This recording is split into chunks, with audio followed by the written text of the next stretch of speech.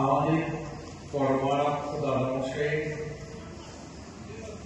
তিরোভাব তিথির প্রথম দিবসের হরিকথা।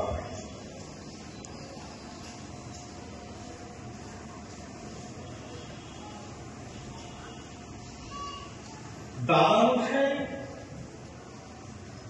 রাধামোহন যে আদর্শে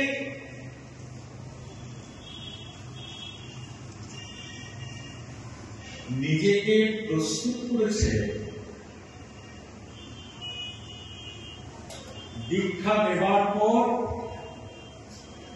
তার গুরুদেব সরজ নদীর তীরে যে আদেশ করেছিলেন, আজীবন সেই আদেশ পালন করে এসেছে, কখনো ব্যতিক্রম হয়নি।